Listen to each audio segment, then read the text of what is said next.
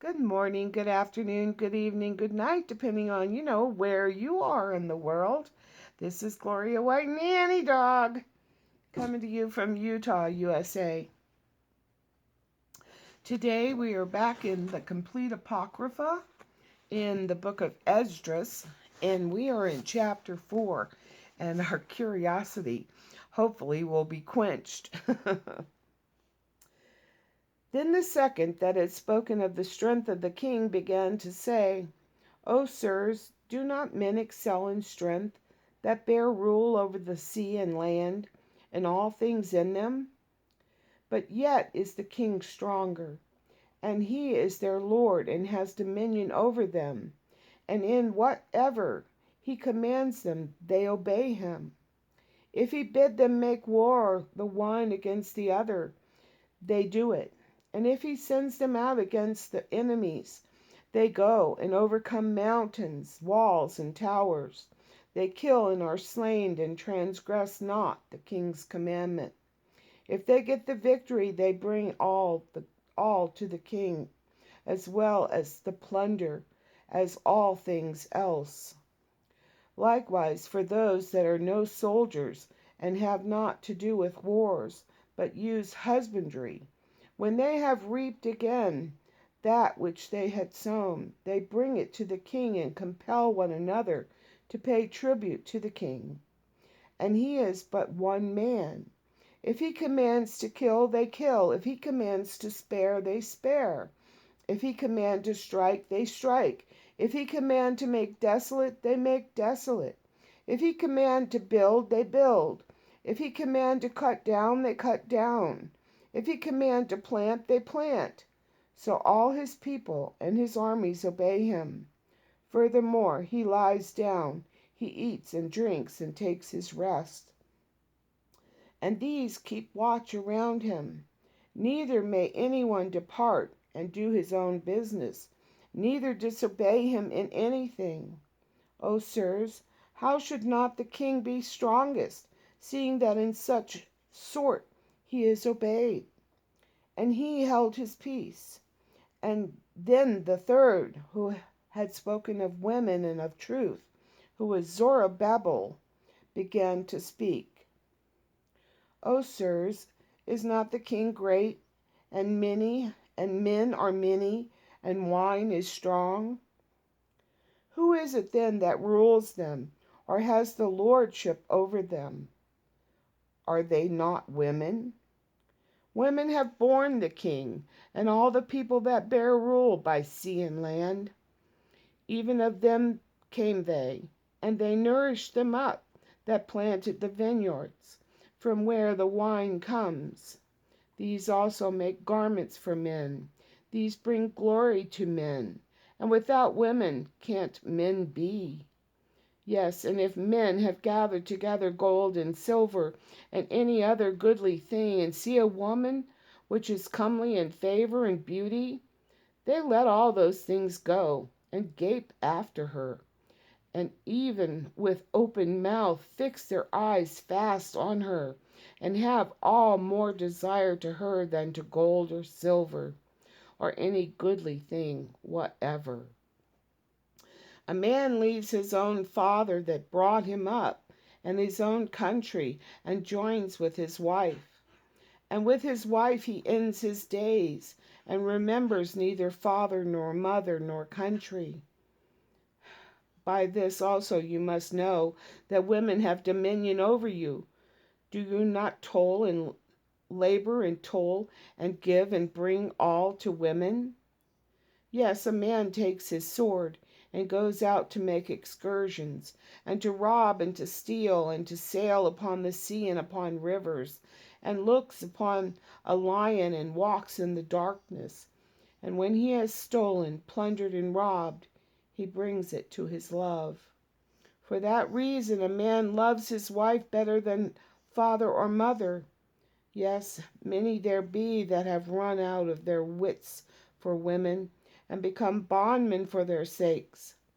Many also have perished, have stumbled and sinned for women. And now do you not believe me? Is not the king great in his power? Do not all the regions fear to touch him?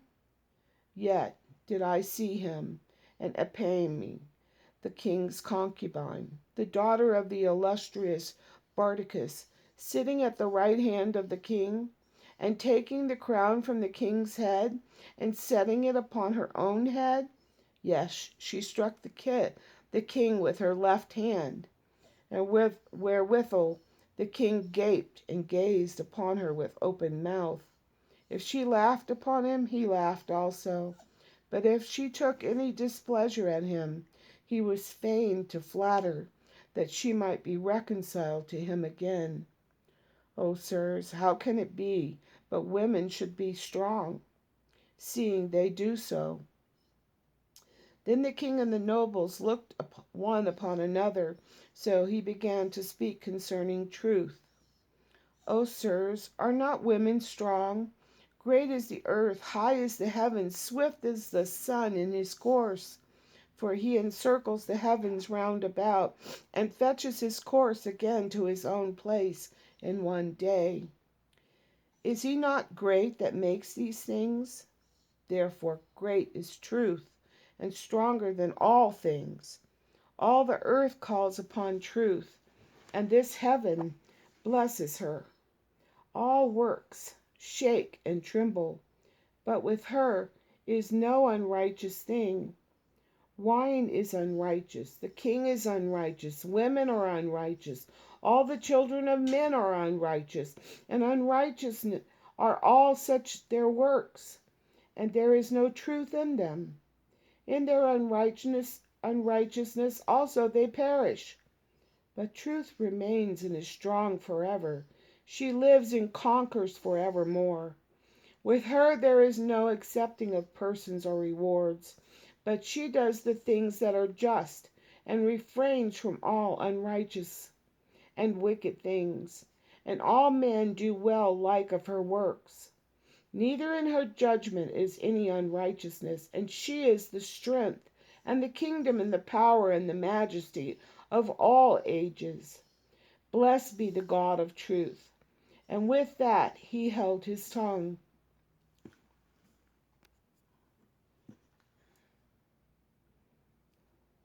And all the people then shouted and said, Great is truth, and strong above all things.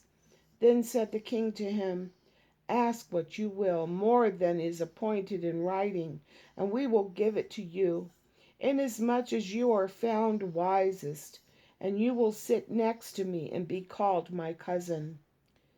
Then said he to the king, Remember your vow, which you did vow to build Jerusalem in the day when you came to your kingdom, and to send away all the vessels that were taken out of Jerusalem, which Cyrus set apart, when he vowed to destroy Babylon, and vowed to send them again here, again there. You did also vow to build up the temple, which the Edomites burned when Judea was made desolate by the Chaldeans. And now, O Lord the King, this is that which I require, and which I desire of you, and this is the princely generosity that will proceed from you. I pray, therefore, that you make good the vow, the performance whereof you have vowed to the King of heaven with your own mouth. Then Darius the king stood up and kissed him, and wrote letters for him to all the treasurers and governors and captains and local governors, that they should safely bring on their way both him and all those that should go up with him to build Jerusalem. He wrote letters also to all the governors that were in Cholias, Syria, and Phoenicia, and to them in Libanus, that they should bring cedar wood from Libanus to Jerusalem, and that they should build the city with him. Moreover, he wrote for all the Jews that should go out of his realm up into Jewry, concerning their freedom, that no officer, no governor, no local governor, nor treasurer should forcibly enter into their doors, and that all of the country which they occupied should be free to them without tribute, and that the Edomites should give over the villages of the Jews, which then they held, and that there should be yearly given 20 talents to the building of the temple, until the time that it were built, and other 10 talents yearly for burnt offerings to be presented upon the altar every day, as they had a commandment to offer 17, and that all those who should come from Babylonia to build the city should have their freedom as well as their posterity. And all the priests came, and he wrote also to give them their charges, and the priests' vestments wherein they minister. And for the Levites he wrote that their charges should be given them until the day that the house were finished in Jerusalem built up. And he commanded to give to all that kept the city lands and wages.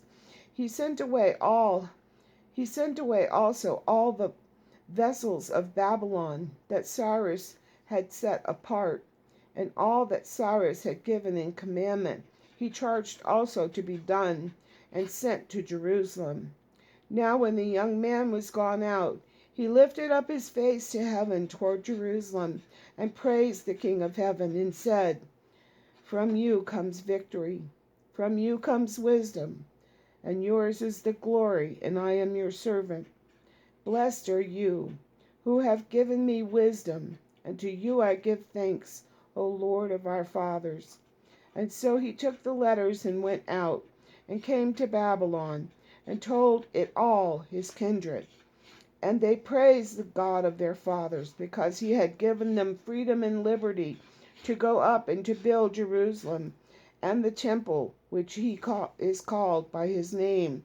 And they feasted with instruments of music and gladness 7 days.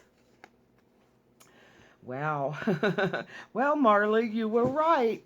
And I was right too, because I thought the same thing. Good chapter, huh? Good story. Well, we'll continue that tomorrow, God willing. And until then, I love you.